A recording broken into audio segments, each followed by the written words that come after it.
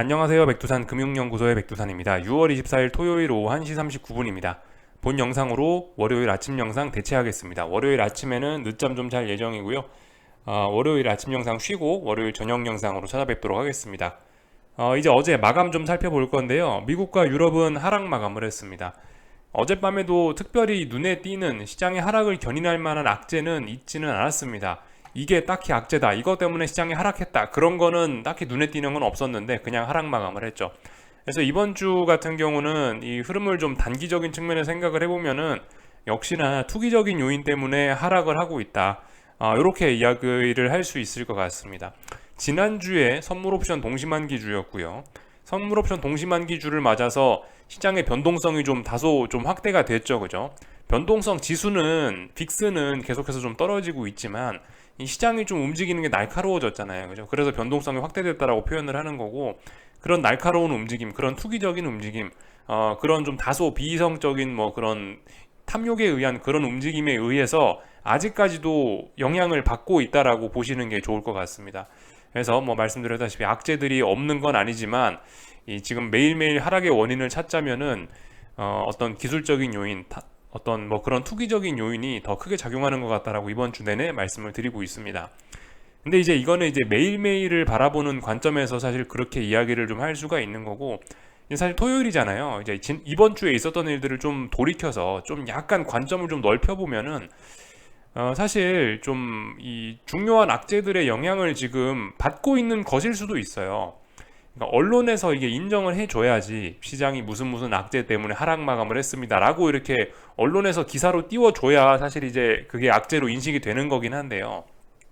아직 언론에서 뭐 그렇게 그 인식을 하고 뭐 그러진 않은데, 어쨌든 그럼에도 불구하고 이 좀 약간 좀 관점을 좀 크게 봤을 때, 지난 일주일, 지난 2주일, 지난 3주일 이렇게 관점을 좀 크게 봤을 때 지금 시장이 이번 일주일 내내 하락했는데 여기에는 분명히 어떤 악재가 영향을 미치고 있는 것일 가능성이 좀 크다라고 보고 있습니다. 그렇게도 충분히 설명을 할 수 있을 것 같아요. 그러니까 지금 말씀드리는 악재라고 한다면은 대표적으로 일단 전 이게 생각이 납니다. 지난주에 있었던 FOMC 회의, 그죠? FOMC 회의 동결은 했지만, 금리는 동결해서 이것 때문에 시장은 환호했지만 매파적 동결이라 했잖아요. 앞으로 금리 인상 전망이 더욱 높아진 그런 매파적인 동결이었습니다. 그렇기 때문에 이거 환호는 했지만 좀 악재긴 악재죠, 그죠? 시장에 반영되지 않은 점도표에 앞으로 금리 인상 전망에서 높아진 이런 거는 악재라고 볼 수 있잖아요.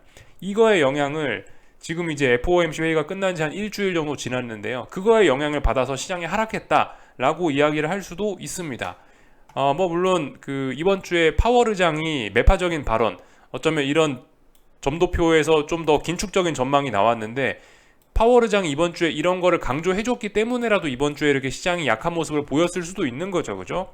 하여튼 지난주에 있었던 FOMC 영향, 이런 매파적인 영향을 뒤늦게 받고 있다라고도 충분히 볼 수 있습니다. 이것 때문에 시장이 하락 마감했다라고 볼 수 있죠, 이번 주 내내. 물론 이게 아직 언론에서 다루진 않았지만요, 영향을 받았을 수 있습니다. 뭐 그 외에 여러 가지 잡다한 재료들도 뭐 있긴 하죠. 뭐 영국의 높은 뭐 영국의 높은 물가 지표로 인한 50bp 인상, 유로존의 물가, 그 유로존의 이번 주에 금리 인상은 사실 굉장히 좀 충격적인 면이 좀 많지 않았습니까, 그죠? 뭐 이런 점들도 사실 뭐 조금 좀 영향을 미쳤을 수도 있고요. 또 그리고 그 대표적으로 이제 가장 크게 생각을 하는 게 뭐 이거, 재무부의 채권 발행. 재무부가 채권 발행을 굉장히 많이 하고 있지 않습니까? 지금 한 3주 연속이에요. 3주 연속으로 해가지고 매주 제가 알기로 한 2천억에서 한 3천억 달러씩 지금 이 유동성을 흡수를 하고 있습니다. 2천억에서 3천억 달러씩 해갖고 지금 3주니까 자그마치 뭐 9천억 달러에서 한 1조 달러 정도 되는 것 같은데 굉장히 많은 규모죠, 그죠? 물론 이게 이제 아직 언론에서 이것 때문에 시장이 하락 마감했다라고 이야기는 하고 있지는 않지만, 분명히 이런 것들이 저는 지금 시장, 이번 주 내내 시장이 하락한 거에 영향을 미쳤던 어떤 한 요인이라고 생각을 하고 있습니다. 사실 생각해 보세요. 지금까지 주식시장이 몇 년간 이렇게 지난 몇 년간 움직임을 생각해 보시면 사실상 유동성이 전부였잖아요, 그죠? 유동성 때문에 급등을 했었고, 유동성 때문에 급락을 했었고, 유동성 때문에 다시 올라가는 건데, 사실 언론에서 이런 거를 다룬 적이 없잖아요. 언론에서 이번 주는 유동성이 흡수됐기 때문에 시장이 하락했습니다, 이번 주는 연준이 유동성을 공급했기 때문에 시장이 상승했습니다라고 이야기는 하지 않았잖아요. 그렇지만 우리 모두 이거 잘 알고 있죠. 유동성이 지금까지 시장에 큰 영향을 미쳤다라는 거 우리는 알고 있습니다. 어쩌면 지금 재무부가 거의 1조 달러 가까이, 한 달 가까이 꾸준히 일주일에 두 번, 세 번씩 채권 입찰을 하고 있다는 게 이게 지금 시장이 빠지는데 큰 역할을 했을 수도 있다라는 거 생각을 좀 해봐야 되겠어요. 언론에서 다루진 않지만, 당장 이번 주에 언론에서 나오지 않았지만 지금 시장에 영향을 미칠 수도 있는 그런 악재들 우리가 좀 알고 넘어가야 되겠습니다. 그래서 뭐 이 정도 이야기를 좀 드려봤고요. 실제로 실제로 그래서 물론 지금 보여드리는 이 데이터는 연준의 이제 전체 대차 대조표인데요.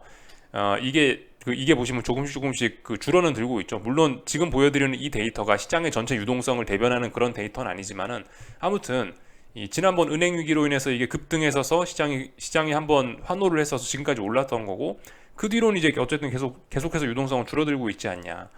그러니까 뭐 이런 거에 영향을 받았을 수도 있지 않겠냐라고 지금 이야기를 좀 드리는 겁니다. 그래서 참고적으로 이런 데이터 좀 잠깐 하나만 좀 봤고요. 그리고 이제 어제 밤에 있었던 여러 가지 이벤트들 그래도 좀 살펴는 보겠습니다. 이번 주 어제 밤에 어떤 이벤트들이 있었나 좀 이야기는 좀 해야 되겠죠. 아무리 기술적인 이야기가 좀 중요하다 해도 어젯밤에 보시면 PMI들이 쭉 발표가 됐습니다. 유로존 PMI들이 쭉 발표가 됐고요. 미국 PMI들도 발표가 됐습니다. 전반적으로 보시면은 미국 서비스 PMI 하나를 제외하고는 대부분 다 빨간색 들어와 있죠. 빨간색이라는 건 안 좋다라는 걸 의미하는 거죠. 그죠? PMI가 예상치보다 안 좋으면 경제가 안 좋다라는 걸 의미하는 거겠죠. 그죠? 그래서 유로존의 경기 둔화에 대한 우려 이런 것들이 다시 한번 좀 자극이 되는 그런 모습입니다. 이것 때문에 시장이 하락 마감했다라고 생각하기는 조금 좀 애매한 측면은 있는 것 같아요. 근데 아무튼 시장의 분위기를 알 수 있는 그러한 지표들인 것 같아서 좀 일단 참고만 하고 넘어가자고요. 유럽이고 프랑스고 유로존이고 영국이고 간에 전부 다 PMI들이 안 좋다. 그리고 미국 서비스업 하나 제외하면 미국도 PMI가 안 좋다. 이렇게 볼 수가 있겠습니다. 그래서 보시면 전반적인 특징은 여전하죠. 전 세계적으로 이 서비스업은 괜찮다. 서비스업은 대부분 다 50이 넘어가고 있습니다. 독일도 그렇고요. 서비스 PMI는 보시면 유로존도 그렇고 영국도 보시면 50을 넘어가고 있고요. 서비스는요. 반면에 제조업은 이미 심각한 침체라고 할 수 있을 정도로 상당히 좋지 않은 모습을 공통적으로 확인할 수 있습니다. 미국도 공통적이고요. 그죠? 미국 서비스업은 엄청나게 좋다. 54다라는 거를 좀 확인할 수가 있겠습니다. 참고로 이거는 PMI는 50이 기준이죠. 그죠? 50을 0이라고 생각하면 됩니다. 그죠? 50이 0이고 50보다 숫자가 크면 51, 52 이렇게 숫자가 크면은 확장 국면이고 50보다 작으면 축소 국면 뭔가 안 좋은 국면 이렇게 생각을 할 수가 있겠는데, 그렇기 때문에 이 50이란 값이 중요합니다. 그러니까 예를 들어 지금 서비스업 PMI들이 53 이렇게 되는데요. 지금 이런 거는 사실 그다지 시장에 큰 영향을 미치지 못할 수 있는데, 만약에 이제 서비스업 PMI가 50에서 50 아래로 떨어진다 이렇게 되면 그런 건 시장에 충격이 좀 있을 수 있습니다. 그리고 이 제조업 PMI들도 예를 들면 지금은 한참 50 아래에서 머물고 있지만, 이런 게 예를 들어 50을 넘어서기 시작하면 그때는 좀 시장에 충격을 줄 수 있어요. 서프라이즈하게 반응할 수 있습니다. 여러분들 아시다시피 기업 실적도 그렇잖아요. 그죠? 기업 실적도 어떤 제로라는 그런 베이스가 있고, 거기서부터 어느 순간 그러니까 그 기업 실적도 적자에서 흑자 전환, 흑자에서 적자 전환, 그런 게 굉장히 좀 시장에 큰 영향을 미치지 않습니까? 그죠? PMI도 50을 기준으로 해서 약간 그런 개념이 있다라고 생각하고 보시면 좋을 것 같고, 아무튼 지금 상황에서는 딱히 이미 모두가 알고 있던 내용들이기 때문에 이런 것들이 시장에 영향을 미쳐서 어젯밤에 시장이 하락 마감했다라고 표현하기는 조금 좀 애매할 것 같은 그런 점들이 좀 있습니다. 아무튼 이런 것들은 우리가 좀 살펴봤고요. 하여튼 그래서 유럽은 정말 심각하죠. 그죠? 이번 주에 중국도 막 금리 인하하고 있는데, 그래서 중국이 안 좋냐, 유럽이 안 좋냐, 이런저런 이야기를 하긴 했었는데, 유럽도 사실 굉장히 좀 상황이 좀 심각한 것 같긴 해요. 그죠? 이 정도면 사실 유로존도 유동성 공급하고 좀 완화적인 정책을 피고 싶은데 지금 인플레가 워낙 높아서 못 하고 있죠. 그죠? 어쩌면 중국이 더 좋은 건가 싶기도 합니다. 중국은 인플레도 없고, 그러니까 유동성 공급하고 싶으면, 부양책 쓰고 싶으면 마음껏 부양하고 있는데, 부양하고 싶어도 못하는 유로존이 중국보다 더 못난 건가 싶기도 하고, 하여튼 누구의 처지가 더 나은 건지는 잘 모르겠습니다. 하여튼 근데 다 같이 어떤 어려움들을 겪고 있는 건 맞긴 맞죠. 그죠? 전 세계 경제가 별로 건전하지는 않다. 이 정도 이야기할 수 있을 것 같고요. 주식시장 관련된 지표들 중에 이제 매주 금요일날 발표되는 이런 게 있는데, 이거 잠깐 하나만 좀 보자고요. S&P 선물 매도 포지션이 이번 주에 굉장히 많이 좀 줄었습니다. 마이너스 331K였는데 지난주 금요일 날에 이번 주에 마이너스 239K로 굉장히 많이 줄었습니다. 차트로 보면 좀 이 감소폭이 좀 눈에 많이 띄는데요. 이렇게 좀 보여드리면은 그죠? 이번 주에 굉장히 많이 줄어든 겁니다. 보이시죠? 예, 차트 그림 보시면 이번 주에 S&P 선물 매도가 굉장히 많이 줄었다라는 걸 우리가 알 수 있습니다. 이번 주는 시장이 일주일 내내 하락했잖아요. 하락하면서 선물 매도가 줄어들었으니까 아무래도 이거는 이제 기존 하방 포지션을 진입했던 사람들이 일부 수익 실현을 했기 때문에, 일부 포지션 청산을 했기 때문에 저렇게 좀 줄어든 것이라고 개인적으로 그렇게 보고 있습니다. 그렇게 해석하는 게 맞지 않을까 싶어요. 아무래도 여러분들 제가 맨날 영상에서 강조 말씀드리는 게 수익을 누적시켜라라고 말씀드리지 않습니까? 그죠? 근데 그게 어렵습니다. 그게 뭐 개인이 됐든 기관이 됐든 외국인이 됐든 어쨌든 수익을 누적시키는 게 어렵다. 누구나 계좌에 수익률 플러스 1%, 플러스 2%만 찍히면 그때부터 팔고 싶어서 미치는데요. 약간 좀 그런 심리가 여기도 좀 작용을 한 게 아닌가 싶긴 합니다. 찔끔 빠지니까 후다다닥 지금까지 물려있던 거 혹은 뭐 깝깝했던 거 싹 다 청산을 하는 그런 모습이 좀 나타난 게 아닌가 싶습니다. 뭐 어쨌든 뭐 이런 것들은 뭐 자연스러운 현상이라고 생각을 합니다. 아직까지는요. 예. 뭐 오히려 이제 뭐 추격 이런 건 없었다라고 일단 뭐 보여집니다. 일단 뭐 전반적으로 이 시장의 지금 흐름이 계속 이렇게 약세로 가진 않을 거다. 그래도 시장은 강하다. 앞으로 더 올라갈 수 있을 거야라는 그런 인식이 어느 정도 좀 깔려 있어서 이런 반응이 나타난 게 아닌가라는 생각이 듭니다. 하여튼 뭐 중요한 건 아니고 그냥 뭐 그런 것 같다라고 일단 추측성 자료 좀 일단 하나 좀 보여드려 봤습니다. 그래서 일단 이번 주에 있었던 지표들은 좀 여기 정도까지 이야기하면 될 것 같고, 참고로 요거 하나 좀 이야기를 해야 될 것 같은데요. 이슈가 좀 생겼죠. 자고 일어나니까 뭐 러시아에서 뭐 쿠데타가 났네 막 이러면서 뭐 이런 뉴스가 좀 나오고 있더라고요. 러시아 당국과 용병그룹 갈등이 고조돼서 뭐 쿠데타, 체포령 내린다 뭐 그런 이야기가 있고, 뭐 보시다시피 그죠. 러시아 군부와 용병 기업이 정면 충돌한다 이런 내용들이 있고, 뭐 보시면은 뭐 도심에 뭐 탱크가 뭐 진입했다, 푸틴이 뭐 난리가 났다 이런 이야기들이 있는데, 솔직히 아직까지 일단 이런 이슈는 시장에 일단 영향을 미치지 못하는 이슈다 정도로 생각을 하고 넘어가는 게 좋을 것 같습니다. 이제 뭐 러시아 큰일 났다 뭐 그렇기 때문에 이제 뭐 시장이 하락한다 이런 생각까지는 무리. 일단 아직까지 저런 이슈는 일단은 그냥 지나가는 이슈 정도로 일단 생각을 하고 지나가자고요. 일단은요. 나중에 이제 글쎄요, 뭐 나중에 이 일이 어떻게 또 번질지는 잘 모르겠지만 지금 이 사태가 어떻게 또 진행될지는 알 수가 없지만, 일단 당장 뭐 주식시장이 미치는 영향은 일단 없을 것이다. 지금 당장 주식시장에는 일단 중요한 거는 뭐 인플레와 뭐 투기적인 요인, 지금 뭐 그런 거죠, 그죠? 그런 게 좀 영향을 미치고 있기 때문에 어쨌든 중요한 소식입니다. 그렇지만은 우리가 이제 개인 투자자 입장에서 이런 정보를 명확하게 뭐 얻고 어떻게 대응하기가 좀 어려우니까 일단은 이런 거는 그냥 지나가는 이슈다라고 정도 일단 그 정도로 좀 생각을 하고 가뿐하게 넘어가자고요. 뭐 이렇기 때문에 러시아 큰일 났기 때문에 하방 베팅을 한다, 뭐 상방 베팅을 한다, 전쟁이 이제 급속히 끝날 것이다라고 이러면서 혼자 막 머릿속으로 막 회로를 막 복잡하게 굴리시면은 대응이 어려울 수 있다. 그냥 이제 언제나 똑같이 지지와 저항 보고 대응하시는 게 좋을 것 같다라는 생각입니다. 여기까지 좀 말씀을 드렸고, 이제 어젯밤 미국 증시 기술적인 이야기 이제 좀 하고 마치도록 하겠습니다. 어젯밤에 이제 제가 중요한 날이라고 기술적으로 중요한 날이라고 좀 이야기를 드렸는데요. 중요한 날임에도 불구하고 상당히 좀 마감이 좀 뜨뜨미지근했습니다.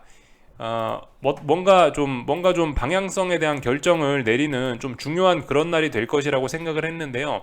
어떤 그런 결정을 좀 미뤘습니다. 사실 어젯밤에 의미 있는 고점을 만들고 하락 전환시킬 수도 있는 날이었고요. 아니면 어젯밤에 뭔가 지지력을 확인하고 조정을 끝내고 다시 반등을 이어나가는 듯한 뭐 이러한 방향 결정을 내릴 수 있는 그런 가능성이 있는 날이었단 말이죠. 그렇기 때문에 뭔가 어젯밤 시장이 이거나 이거 둘 중에 하나를 선택하겠지라는 생각으로 중요한 날이다라고 말씀을 드렸는데, 시장은 이 둘 다 선택을 하지 않고 그냥 가던 흐름 그대로 가는 걸로 선택을 했습니다. 가던 흐름 그대로 가는 거. 이번 주 내내 빠졌고 계속 가던 길을 간다. 이렇게 선택을 했습니다. 그래서 당장은 뭐 이제 일단 그래서 저는 조금도 아무것도 안 하고 지켜볼 생각이고요. 말씀드렸다시피 뭐 반등시 매도 전략이 지금 적합한 것 같습니다. 하여튼 그래서 어젯밤에 그냥 뭐 특별한 지지력 없이 흘러내렸잖아요. 그죠? 하락 마감했잖아요. 하락 마감을 했으니까 뭐라고 해야 되겠습니까? 그냥 뭐 계속 하락한다. 조정이 좀 더 길어지고 있다라고 말씀드릴 수 있겠죠. 다만 이렇게 조정이 길어지고 낙폭이 커지는 거는 분명히 의미가 있긴 있다고요. 상승장에 그렇게 강력한 추세 상승장에 조정이 나올 거면 여기 정도까지만 빠져야 되는데 저렇게 많이 빠진다, 저렇게 오랫동안 빠진다, 너 이게 정말 조정 맞냐, 이제는 그런 합리적인 의심을 할 수 있는 근거는 등장한 거라고요. 그죠? 미국 증시도 그렇게 됐습니다. 미국 증시도 어제 정도는 반등해줬어야 되는데, 반등할 거면, 이런 생각이 있었는데요. 네, 지금 생각보다 조정의 폭이 조금 더 깊어지는 그런 모습입니다. 그래서 아무튼 뭐 저의 뭐 일단 기본적으로 어젯밤 생각은, 급등했다가 지금 조정이 나왔다가 좀 빨리 방향성을 빠릿빠릿하게 정할 줄 알았죠. 여기서 바로 뭐 올라가거나 아니면 뭐 아니면 뭐 계속해서 뭐 하여튼 어떤가 그 뭔가 방향성을 눈에 띄게 정할 줄 알았는데, 그냥 미적지근하게 조정을 더 일단 길게 이어가는 쪽으로 이런 식으로 일단 결정을 했으니까 조금 더 일단 지켜보는 걸로 하면 될 것 같습니다. 하여튼 뭐 지금 상황에서 계속해서 좀 말씀드리지만은, 반등시 매도 전략을 해야지 아래쪽으로 볼 거면, 추격은 지금 좀 어쨌든 좀 굉장히 부담스러운 때라고 생각을 합니다. 추격이 부담스러운 이유는 뭐 여러 가지가 있죠. 예를 들면은 뭐 애플 보여드리면 됐죠, 그죠? 애플 보여드리면 한 방에 이야기가 다 끝났습니다. 지금까지 애플 올라가는데 시장 빠진 적 있나요? 잘 없었던 것 같아요. 특히 나스닥은요. 애플이 이렇게 강한데 아직 하방 이야기를 하기는, 이런 상황에서 하방을 추격한다, 좀 위험할 수가 있을 것 같습니다. 그래서 아무것도 안 하고 개기는 게 좋을 것 같고, 아무튼 뭐 이거는 이제 나스닥 차트인데요. 일단 어젯밤에 지지력을 보여준 것도 아니고, 위쪽으로 저항을 확 올랐다가 뭐 밀리면서 이렇게 저항을 확인한 것도 아니고, 그렇기 때문에 그냥 미적지근하게 계속 그냥 이런 조정이 지속이 되고 있다고 보시면 될 것 같고요. 다만 이제 조정의 폭이 좀 더 커질 가능성이 높아졌다. 지금까지는 뭐 그냥 가벼운 기간 조정 정도로 봐주고 웃어 넘겨줄 수 있었는데, 이제 이쯤 됐으면은 여기 한 15,000짜리를 붕괴시키면서, 선물 15,000짜리를 붕괴시키면서, 기간 조정이 아니고 15,000을 붕괴시키면서 가격 조정으로서 발전될 가능성 정도가 열렸다라고 보시면 될 것 같습니다. 하여튼 그래서 그 전일 상승했던 거 모두 다 되돌리는 그런 모습들이 나타났고, 당연히 저항을 누적시킨 거고, 뭐 그런 상황이다. 더 아래쪽으로 빠지는 그런 모습이다. 지지력 확인한 건 아니다. 이렇게 볼 수가 있겠죠. S&P도 뭐 잘 빠지고 있고요. 그래서 조정의 폭이 좀 깊어지는구나, 이렇게 볼 수가 있겠습니다. 그래서 하여튼 일단 뭐 반등할 수도 있는 그런 양봉을 만들어 놓은 그런 자리에서 일단 반등 실패했기 때문에 조정폭이, 그 조정의 기간이 길어지고 조정의 폭이 깊어질 수 있다, 이렇게 보면 될 것 같죠. 근데 이렇게 강한 상승장 중에 조정의 폭이 저렇게 깊어지냐, 이게 이제 말이 좀 되느냐를 이제 우리가 의심해 보자, 이거죠. 요 정도 이야기 해드리면 뭐 될 것 같습니다. 하여튼 미국 증시는 아직도 강하다, 그죠? 세계 증시는 아직도 강하다, 이렇게 이야기할 수 있는 그런 상황인 것 같습니다. 조정 중인데 조정이 끝날 기미를 안 보인다. 조정이 지난 일주일 동안 꾸준히 진행됐고, 다음 주에도 조금 더 이어지려고 하는 것 같다. 이 정도 말씀드리면 될 것 같습니다. 그래서 아무것도 안 하고 시간만 보내고 있습니다, 저는요. 독일 증시도 뭐 보시다시피 이렇게 신나게 빠져가지고요. 여기가 박스권 하단이죠. 다시 박스권 하단 자리 부근까지 내려왔습니다. 이걸 조정이라고만 이야기할 수 있을까요? 조정이라고만 이야기하기 너무 많이 빠지고 있죠, 그죠? 지켜야 될 자리들을 여러 번의 기회가 있었는데 다 와장창 깨버렸습니다. 그렇기 때문에 아무튼 조정으로서만 보기에는 아직은 조정이지만, 이 조정 그 이상의 의미를 가지고 있다고 이제 충분히 합리적인 의심을 할 수 있겠다. 그 정도 단계까지 왔다, 그죠? 그런 이야기 어젯밤에 말씀드렸습니다. 미국도 유럽도 근데 공통적으로 그런 모습이 나타났다 봤고요. 하여튼 애플 강하다라는 거 보여드렸고, 엔비디아도 아직 강합니다, 그죠? 엔비디아도 아직 강해요. 그런 상황이기 때문에 아직까지는 이것도 눌림밖에 안 됩니다. 여기 지난번 만들어놨던 고점 자리, 이런 자리 아직 붕괴시킨 게 아니기 때문에 아직도 상승 중, 눌림에 불과하다, 굉장히 강하다, 주도주들이 죽지 않았다, 이런 걸 볼 수가 있겠고요. 뭐 나머지 뭐 특별한 건 없는 것 같습니다. 주식시장에 특별히 할 말은 없고, 뭐 하락했으니까 당연히 하락 종목 수가 더 많았고요, 그죠? 이 정도 이야기 뭐 살펴봤고, 변동성 지수들이 어쨌든 계속해서 아래쪽을 짜불짜불 천천히 죽고 있긴 죽고 있는데요. 보시면 변동성 지수들이 이제 움직임들이 좀 봉의 길이가 조금 길어졌습니다, 그죠? 변동성 지수가 완전히 이제 그 봉의 길이가 좀 짧았던 그런 구간이 있는데, 지금은 어쨌든 보시면 이 봉의 길이, 하루하루의 이 봉들의 길이 자체가 조금씩 길어지긴 했어요. 그렇기 때문에 이 시장이 완전히 평화로운 그런 구간은 조금 좀 끝났을 수 있다라는 생각 해봐야 되겠습니다. 지금 시장이 이렇게 계속 떨어지고 있을 때는 좀 평화로운 구간이긴 했는데 이제 봉의 길이가 좀 길어지면서 빅스의 봉의 길이가 길어지면서 아직 시장이 그 완전히 이제 평화로운 그런 구간은 아니다. 뭐 일단 이런 식으로 정도는 뭐 이야기할 수 있을 것 같습니다. 이 정도를 이야기하면 될 것 같고요. 그 지역은행들에 관련된 불안감도 뭐 여전히 계속되고 있다. 지역은행들도 보시다시피 이번 주에 중요한 어떤 저항 확인하고 잘 빠지고 있다라는 겁니다. 그 보시다시피 이런 거 기술적 분석에 이런 거 어떤 그 정석적인 기술적 분석에 의하면은 이거 여기까지 빠졌는데 반등이 거의 없다. 여기서부터 여기까지 빠졌는데 반등이 거의 없다. 그럼 N자로 또 죽을 수 있다. 생각해봐야 됩니다. 굉장히 위험한 상황이다. 은행 위기는 끝나지 않았죠, 그죠?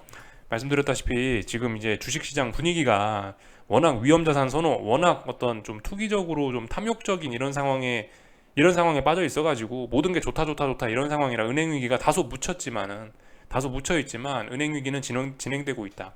BTFP 연준의 BTFP에서 계속해서 은행들이 돈을 빌려 쓰고 있다. 이거 굉장히 안 좋은 신호라고 볼 수 있겠죠, 그죠? 이런 점들 체크하자고요. 굉장히 중요한 이슈라고 저는 개인적으로 보고 있어서 매일매일 이런 걸 보여드리고 있고요. 어젯밤에 달러가 크게 올랐습니다. 달러가 왜 올랐는지 뭐 저도 정확하게는 잘 모르겠지만은 아마 뭐 굳이 핑계를 갖다 대자면은 그런 것 같아요. 핑계를 갖다 대자면은 이제 그 각종 PMI 둔화, 그죠? 영상 초반부에 보여드렸던 각국의 PMI 둔화로 인한 뭐 경기 둔화, 경기 침체 우려, 또 그리고 마침 주식시장이 또 분위기가 1%씩 빠지면서 안 좋았기 때문에 약간의 안전자산 선호 뭐 그런 것도 좀 나타나지 않았나. 조정이 일주일째 지속되고 있으니까 이런 조정이 이제 길어짐에 따라서 약간의 공포 심리가 좀 등장을 하면서 약한 안전자산 선호 뭐 이런 걸로 인해서 일단 달러가 좀 오르지 않았나 싶습니다. 뭐 기술적인 이유에서도 중요한 어떤 저항 이런 자리 돌파 한착했고 매물대가 별로 없는 자리였기 때문에 급등을 할 수 있었다라고 이야기할 수도 있겠지만 아무튼 어젯밤에 달러가 일단 좀 크게 올랐다. 그래서 달러는 말씀드렸다시피 이게 지금 중요한 부분입니다. 그죠? 여기 저점 덩어리 하나, 여기 저점 덩어리 하나 해서 이렇게 저점이 높아질 수 있는지 잘 봐야 되는데 어젯밤에 이런 급등으로 인해서 일단 여기가 하나의 의미 있는 저점이 됐을 가능성이 굉장히 높아지긴 했습니다. 그러나 그렇다라고 해서 무조건 이제 상승으로 전환은 아닌 게 위쪽에 저항들이 많이 있고 아직도 넘어서야 될 자리들이 많이 있기 때문에 아직은 그래봐야 박스권 안에서 방향을 고민하고 있다 볼 수가 있겠습니다. 그런데 아무튼 중요한 거는 이번 주 내내 결국 달러 약세 요인이 또 판쳤거든요. 그죠? 근데 그 뭐 유로존의 50bp 인상이라든가 이런 거, 영국의 50bp 인상이라든가 분명히 달러 약세 요인이죠. 그죠? 근데 그럼에도 불구하고 이 달러가 오히려 바닥을 다지는 듯한 이런 모습은 더 이상 달러가 아래쪽으로 갈 생각이 없는 거 아니냐. 지난 뭐 몇 개월 동안에 이 달러 약세를 끝내고 이제 상승 전환을 하고 싶은 게 아니냐라는 그런 생각을 충분히 하게 하죠. 그죠? 금리 좀 잠깐 보겠습니다. 금리는 어젯밤에 또 하락 마감을 했습니다. 뭐 방금 전에 달러가 상승했던 그런 요인과 비스무리하게 뭐 증시가 빠지면서 뭐 이러저러 해가지고 뭐 약한 안전자산 선호 뭐 그런 게 나타날 수 있다. 지표가 둔화돼가지고 뭐 경기 둔화 우려 이런 걸로 인해서 금리가 하락했을 수 있다. 뭐 이런 식으로도 해석이 가능하긴 한데 아직까지 뭐 근데 특별히 뭐 뚜렷한 뭐 왜 하락했는지 그런 이야기는 일단 솔직히 뭐 잘은 모르겠고요. 하여튼 중요한 거는 이 자리 지금 싸움 굉장히 중요합니다. 이 자리 싸움 중요하고요. 근데 일단 이 자리 못 넘어가고 있어요. 못 넘어가면 아래로 가겠죠. 근데 지금 아래로도 지금 별로 갈 생각이 없어요. 그래서 지금 보시면 아래로도 별로 갈 생각이 없어서 굉장히 좀 혼란한 구간 안에 와 있습니다. 그래서 하여튼 채권 투자하신 분들은 좀 신경을 잘 써야 되는 그런 부분입니다. 그죠? 자칫 잘못하면 전고점까지 채권 금리의 상승이 열리는 거고 자칫 잘못하면 이제 아래쪽까지 하락 목표치가 열리는 굉장히 좀 혼란스러운 그런 구간이라 할 수 있겠습니다. 전반적으로 보시면 이 변동성은 죽어 있는 상태죠. 그죠? 추세를 만들어내고 있지는 않잖아요. 예전처럼 막 올랐다가 막 떨어졌다가 이런 큰 추세를 만들어내지는 않고 있는데 그래서 변동성이 죽긴 죽었는데 대신에 재밌는 게 요즘에 이제 봉 하나하나의 길이는 좀 길어졌죠. 이런 거 우리가 좀 볼 수 있습니다. 좀 전에 그 빅스 보여드리면서 이런 이야기를 하긴 했죠. 야, 봉의 길이가 하나하나가 길어지고 있다라고 하면서 이런 게 별로 지금 시장이 건전하지 않다라는 증거일 수 있다라고 그런 식으로 방금 전에 이야기를 했었는데 이것도 약간 그런 모습일 수 있습니다. 어쨌든 박스권이기 때문에 전반적인 변동성 자체는 작다라고 이야기될 수가 있으나 근데 지금 이렇게 봉의 길이가 길어지는 거는 조만간 이제 이 안에서 이걸 위로 가든 아래로 가든 뚫고 나가서 큰 변동성, 큰 추세를 만들어낼 수 있다라는 그런 가능성을 내포하는 거거든요. 그렇기 때문에 좀 주의해야 될 것 같다라는 겁니다. 이런 점들을 좀 잘 살펴보자. 아직은 방향성을 알 수 없다. 근데 일단 어젯밤 마감까지 보면은 어딘가를 오랫동안 못 넘고 있기 때문에 일단 저항이 누적됐기 때문에 아래쪽으로 가려는 상황이 지금 상황에서는 일단 좀 더 높아 보인다. 아래쪽으로 가려는 가능성이 높아 보인다. 뭐 이 정도 이야기는 할 수 있을 것 같습니다. 그래서 요까지 보면은 될 것 같고요. 말씀드렸죠. 그리고 지금 여기서 금리가 너무 크게 낮아지면 RRP에 돈이 꽉 묶이면서 재무부의 채권 발행으로 돈이 못 들어간다. 그런 부작용이 생길 수 있다라는 이야기도 드렸죠. 그죠? 올라도 문제, 내려도 문제입니다. 지금은요. 그래서 이런저런 점들 생각해 보셔야 되겠다 말씀드렸고, 어젯밤에 있었던 일들은 얼추 다 본 것 같습니다. 그죠? 예, 국제유가 뭐 조금 하락해갖고 이 바닥자리 테스트하고 있고요. 박스권 저점 자리 테스트하고 있고, 구리 이런 것도 떨어졌으니까 전반적으로 분위기 안 좋네요. 그죠? 일단은 아시아 증시는 월요일 날 좀 분위기 안 좋게 출발하겠네요. 그죠? 그럼 한국 증시도 어떻게 되겠습니까? 일단은 하락 출발하겠죠. 하락 출발하면서 뭔가 어떤 조정을 더 이어나갈 거다라는 거. 예, 물론 이제 코스피는 이제 뭐 제가 이미 하락 전환이라고 선언을 좀 해버렸기 때문에 하여튼 그래서 이번 주에 뭐 특별한 일 없으면은 뭐 계속해서 일단 뭐 좀 더 조정이 길어진다. 하락이 좀 더 연속되고 좀 하락폭이 깊어질 수 있다. 뭐 요렇게 생각하시면 되겠죠. 아시아 증시도요. 그죠? 요 정도 보시면 될 것 같고, 한국 증시 코스피는 이제 그 지금 중요한 자리들을 이렇게 겨우겨우 지키고 있었는데 미국장이 급락하는 바람에 1%씩 하락하는 바람에 일단은 급락 가능성이 열렸습니다. 충분히 좀 변동성이 터질 수 있어요. 그런데 지금 변동성이 터진다는 이야기가 장중에 계속 내일 그 월요일날 계속 대폭락한다. 코스피는 월요일날 대폭락이야 라고 이야기하는 게 아닙니다. 그건 어떻게 될지 모르는 거예요. 시가가 어디느냐에 따라서, 시가가 어디에서 형성되느냐에 따라서 하루 종일 자빠지는 원웨이 하락이 될 수도 있는 거고, 시가가 어디냐에 따라서 양봉을 만들면서 반등을 할 수도 있는 거고, 뭐 그런 겁니다. 시가가 어딘지 봐야 되는데, 일단 하여튼 그 좀 의미 있는 지지선 자리를 일단 코스피는 분명히 깨면서 출발할 예정일 거기 때문에 일단 당장 월요일 날, 네, 일단 월요일 분위기는 일단 안 좋을 것이다. 이 정도 이야기는 할 수 있을 겁니다. 그리고 풋옵션들이 또 그렇게 따지면 21선을 자리를 지금 돌파한 척하고 레벨업 되는 거기 때문에 하여튼 그 이제 앞으로는 좀 코스피, 코스닥, 한국 증시는 좀 변동성이 커질 수 있다. 이제 좀 크게 움직일 수 있다. 그러나 월요일의 구체적인 모습은 시가 봐야 알 수 있다. 그죠? 네. 하루 종일 폭락을 할지 적당히 반등을 할지 그런 거는 시가 보고 이야기할 수 있는 거고, 하여튼 근데 이제 변동성이 좀 본격적으로 확대된 구간으로 왔다. 풋옵션들이 오랫동안 넘지 못했던 21선을 완전히 돌파한 척하고 레벨업 할 예정이니까 변동성 지수들의 본격적인 랠리 이런 거에 이제 앞으로 본격적으로 좀 변동성 지수가 커질 수 있다. 그런 것들을 좀 생각해 봐야 되겠습니다. 한국 증시는요. 코스닥은 여기 지지력 테스트 보시면 되겠죠. 그죠? 이 자리가 중요한 자리인데 한 1300 정도 되는 자리가 코스닥 150 현물지수 기준으로 1330 정도 되네요. 1330을 붕괴시키는지 잘 보시면 되겠고, 붕괴되면 이제 완전 하락 추세 전환이라고 하겠습니다. 이 정도 살펴보시면 될 것 같습니다. 여기까지 하겠습니다. 궁금한 거 리플 남겨주시고요. 즐거운 주말들 보내시고 월요일날 저녁에 뵙도록 하겠습니다. 여기서 마치겠습니다.